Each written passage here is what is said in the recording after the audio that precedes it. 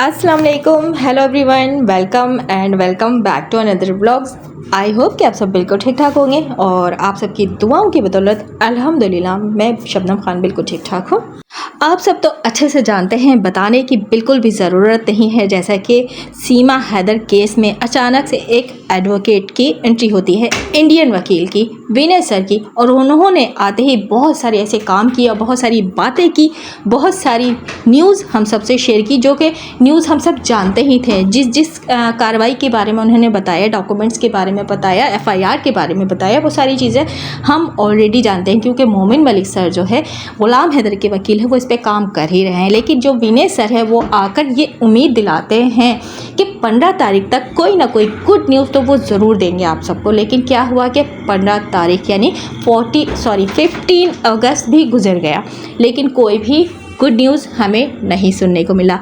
जैसे कि हमें उम्मीद थी वही हुआ। खैर, इस पे तो मैं अभी ज़्यादा डिस्कशन नहीं करूँगी क्योंकि मैं इसमें बात ही नहीं करना चाहती। लेकिन जो बात बड़े वसूख के साथ सुनने को मिली थी, जो गुड न्यूज़ मिलने वाली थी, वो गुड न्यूज़ भी नहीं मिली और ना ही आगे मिलने की उम्मीद है। हाँ ठीक है, हम अच्छी सोच रखते हैं क्योंकि वहाँ के का जो सिस्टम है, इदारा है, और जो कोर्ट अदालत जजेस, ये सारी चीज़ें जो है वो बहुत स्लो चलती है, मतलब कि कछुए की चाल समझ ले। तो इस पर मैं अभी बात नहीं करूँगी क्योंकि इस पर मैं बात करना नहीं चाहती, कर करके हम थक चुके हैं। विनय सर ने काफ़ी डिटेल में इस बारे में हम सबसे बात शेयर की कि सीमा हैदर किस तरह पकड़ाई गई, किस तरह मुखबर ने मुखबरी की निशानदेही की कि ये ही है पाकिस्तानी सीमा हैदर, और उसके साथ सचिन किस गाड़ी में था, सीमा हैदर किस गाड़ी में था, और पुलिस को देखते ही सीमा हैदर और सचिन गाड़ी से कूदकर भागने की कोशिश कर रहे थे, जबकि उनके साथ सीमा हैदर के साथ 4 बच्चे भी थे। सारी डिटेल्स उन्होंने शेयर की और ये बताया कि किस तरह उनको पकड़ा गया, अरेस्ट किया गया, किस तरह उस पर एफआईआर हुआ और कहाँ हुआ, कैसे हुआ।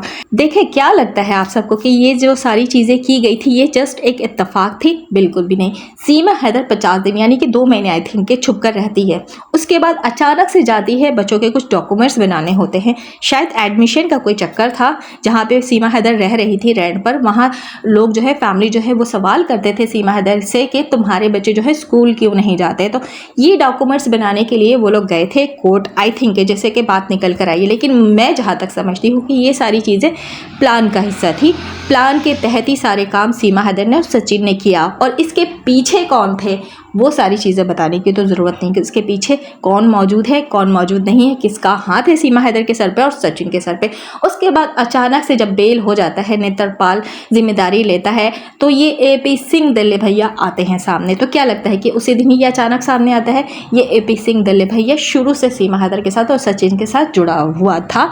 इस बारे में आज तक कोई भी इंडिया की तरफ से काम नहीं कर रहा है कि ये अचानक से रामू काका क्यों कूद पड़ता है इस केस में, और इतनी ज़्यादा सपोर्ट, इतना ज़्यादा प्यार, इतनी ज़्यादा लाड दुलार सीमा हैदर पाकिस्तानी से क्यों, जबकि पाकिस्तानियों से हिंदुस्तान में जो है जिस तरह नफ़रत की जाती है, पाकिस्तान को लेकर नफ़रत का इजहार किया जाता है, फिर एक पाकिस्तानी घुसपैठिया जो कि इनलीगल है, उसके साथ इतना प्यार दुलार और भाई बहन का रिश्ता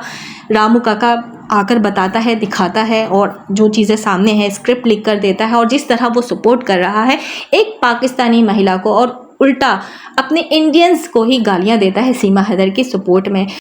तो आप सबको क्या लगता है कि अचानक से ये रामू काका को सीमा हैदर के लिए इतना प्यार उमड़ कर आ गया है? बिल्कुल भी नहीं, ये एक प्लान का हिस्सा है और रामू काका को इसके लिए बहुत कुछ मिल रहा है, बहुत कुछ मिलेगा, और सीमा हैदर को भी बहुत कुछ मिलेगा। आप लोगों को शायद याद नहीं हो, शुरू में इस बारे में हमने काफ़ी वीडियोस बनाई हैं, जो कि वहाँ पे अमाउंट की बात किया था हमने, खास के मैंने इस पे वीडियो बनाई था कि सीमा हैदर ऐसे ही नहीं भारत में घुस के बैठी है, और जो रामू काका है वो ऐਵੇਂ ही नहीं सीमा हैदर को सपोर्ट कर रहा है, इसके पीछे बहुत बड़े पर्सनों का हाथ है, बहुत गोलमाल है, जिसके लिए सीमा हैदर वहाँ पे घुसी है। वहाँ पे बहुत ज़्यादा अमाउंट में पैसे का चक्कर है। वो पैसे सिर्फ सीमा हैदर को ही नहीं मिलेंगे, रामू काका को भी मिलेंगे, और जो सीमा हैदर के साथ जुड़े हुए हैं, मतलब कि अगर गैंग की बात करूँ कि पूरा गैंग सर्कुलर कर रहा है, काम कर रहा है सीमा हैदर को सपोर्ट करने के लिए।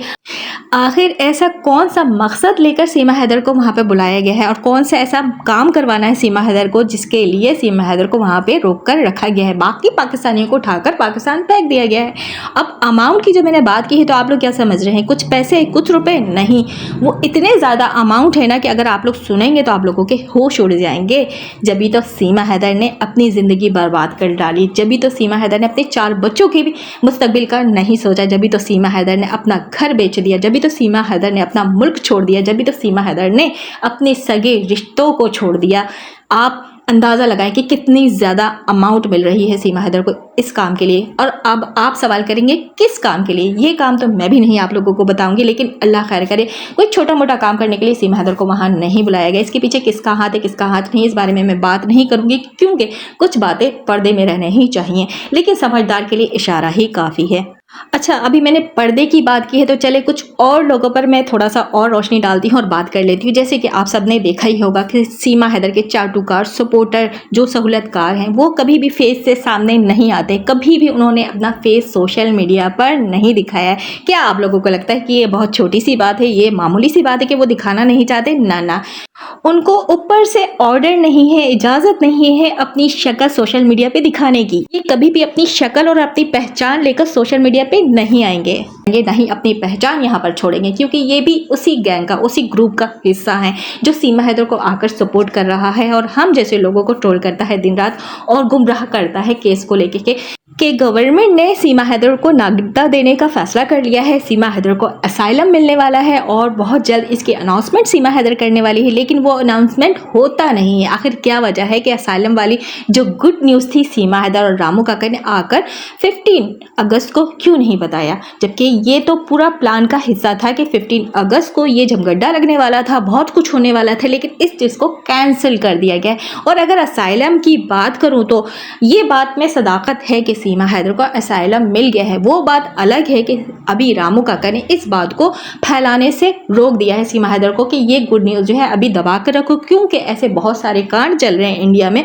बहुत सारी प्रॉब्लम चल रही है जिनको मद्देनजर रखते हुए रामू काका ने एक स्क्रिप्ट लिख के दिया है कि अभी जो है कहानी को घुमा दो, यू टर्न ले लो और आकर जिस तरह तुम व्लॉगिंग करती हो, जिस तरह ड्रामा क्रिएट करती हो, जिस तरह अपने लटके झटके और ठुमके दिखाती हो, वो सारी चीज़ें करते रहो, अपने ऑडियंस को अपने साथ जोड़े रखो और जो असाइलम वाली बात है वो कभी और हम आकर बता देंगे। वैसे असाइलम की बात करूँ तो सीमा हैदर को सच में असाइलम मिल गया है, लेकिन नागरिकता कभी नहीं मिलेगी और ना ही मिलने की ऐसी उम्मीद है। लेकिन जो चाटुकार है सीमा हैदर के, वो मुसलसल वाईटी पर बैठ कर गुमराह करते हैं लोगों को और ट्रोल करते हैं कि ऐसा हो जाएगा वैसा हो जाए, अपने ही सिस्टम इदारे का मजाक उड़ाते, जबकि वो खुद हिंदुस्तानी है, लेकिन अपने ही इदारे और गवर्नमेंट का उन्होंने मजाक बनाकर रख दिया है। तो क्या इसमें हमारा कसूर है? बिल्कुल भी हमारा कसूर नहीं है। जब वो आकर एक इंडियंस यहाँ पर इदारे, गवर्नमेंट सिस्टम की बात करते, संविधान की बात करते, तो फिर हम भी बात करेंगे, क्योंकि हमारे जो है 4 बच्चे पाकिस्तानी वहाँ पे फंसे हुए, तो हम क्यों ना बात करें? हमारा भी राइट बनता है जैसे कि उनका राइट है, जबकि इलीगल घुसपैठिया को वो सपोर्ट कर रहे हैं। हमारा तो 100% राइट बनता है, ना ही हम गलत हैं और ना ही हमें कोई रोक सकता है। हमारे बच्चे वहाँ फंसे हुए हैं, तो फिर हम क्यों ना बात करें कि क्यों है इस तरह का सिस्टम वहाँ का, क्यों इदारे जो है सीमा हैदर को सपोर्ट करें, आखिर क्या वजह है? अब इस बारे में जो अभी एक नया वकील आया है, विनय सर, जो बता रहे थे कि अब उन्होंने बहुत सारे डॉक्यूमेंट्स तैयार किए हैं, अभी जो है वो सबमिट करने वाले हैं और बहुत कुछ करने वाले हैं, लेकिन इस पर भी 15 अगस्त का उन्होंने बताया था कि कुछ गुड न्यूज़ वो देने वाले हैं, मिल जाएगी इंशाल्लाह, लेकिन उस पर भी कोई भी हमें गुड न्यूज़ नहीं मिली है। जैसा कि मोमिन अली सर जो है काम कर रहे हैं, इतने साल हो गए हैं आई थिंक, और उसमें भी हमें कोई भी एक सुई बराबर भी गुड न्यूज़ सुनने को नहीं मिला है। ये विनय सर भी जो आगे बढ़कर इन्होंने काम किया और गुड न्यूज़ हमें देने की एक उम्मीद जगाई थी, हमें आसरा मिला था, हम खुश हो गए थे कि शायद अब कुछ हो जाए, लेकिन इस पर भी कुछ नहीं हुआ है। अब आगे देखते हैं कि विनय सर आगे क्या काम करते हैं। वैसे इनसे हमें कोई शिकायत नहीं है, हमें जिससे शिकायत है वो आप अच्छे से जानते हैं। हमें विनय एडवोकेट सर से कोई गिला नहीं, कोई शिकायत नहीं है, ना ही हमें मोमिन मलिक सर से कोई शिकायत है। अच्छा, मैं बात करी थी असाइलम वाली बात की, सीमा हैदर ने असाइलम वाली बात को अभी क्यों छुपाया, और छुपाया भी तो रामू काका के कहने पे। जैसे कि आप सब जानते हैं बीजेपी शायद आई थिंक के कोई पार्टी है वहाँ की, मुझे इतनी नॉलेज तो नहीं इस बारे में, लेकिन फिर भी जहाँ तक मुझे पता है मैं उसमें बात कर रही हूँ कि सीमा हैदर सपोर्ट करती है और सीमा हैदर को भी सपोर्ट करने वाली आई थिंक यही पार्टी है। लेकिन ये पार्टी अभी आई थिंक कोई मसले पे चल रही है, कोई प्रॉब्लम है वहाँ, कुछ ऐसा चल रहा है, मुझे डिटेल में तो नहीं पता क्योंकि मैं सियासी बंदी तो हूँ नहीं और सियासी बातें मुझे इतनी ज़्यादा पसंद भी नहीं है करना, लेकिन जहाँ तक पता है कि कुछ प्रॉब्लम चल रही है, उस प्रॉब्लम को देखते हुए अब ये सारी चीज़ें रामू काका नहीं करना चाहते थे, नहीं लाना चाहते थे। हो सकता है कि ये असाइलम जो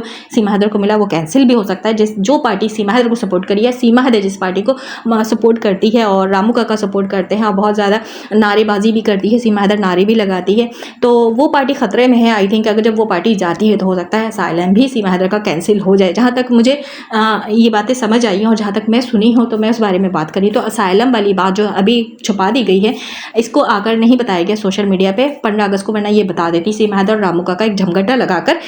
2-2 रुपए के माइक वाले को जोड़कर ये सारी चीज़ें करने वाले थे और डीजे भी बजने वाला था, लेकिन ये सारी चीज़ें नहीं हुई।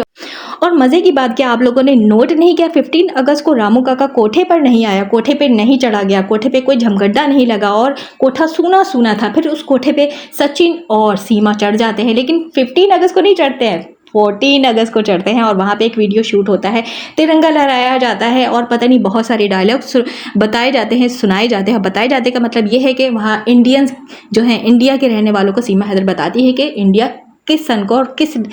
तारीख को आज़ाद हुआ। मज़े की बात है ना, वैसे तो इंडिया वालों को पता ही नहीं था कि उनका मुल्क कब आज़ाद हुआ था। सीमा हैदर पाकिस्तान से भागकर वहाँ इसीलिए तो गई थी, वो कोठे पर चढ़कर तिरंगा लहराकर ये बता रही थी हिंदुस्तान को कि ये जो इंडिया है वो कब आज़ाद हुआ था और वो कितना प्यार करती है भारत से और वो भारतीय है। मज़े की बात है कि वो भारतीय है, वो पाकिस्तानी नहीं, वो भारतीय, उसके बच्चे भी भारतीय हैं। कमाल हो गया है ना, ऐसा कमाल कहीं होते देखा है आप सबने? कहीं नहीं देखा होगा। सिर्फ सीमा हैदर और रामू काका यही कमाल करते हैं और सचिन, ये लोग ही ये कमाल करते हैं, ये कमाल कोई कर ही नहीं सकता।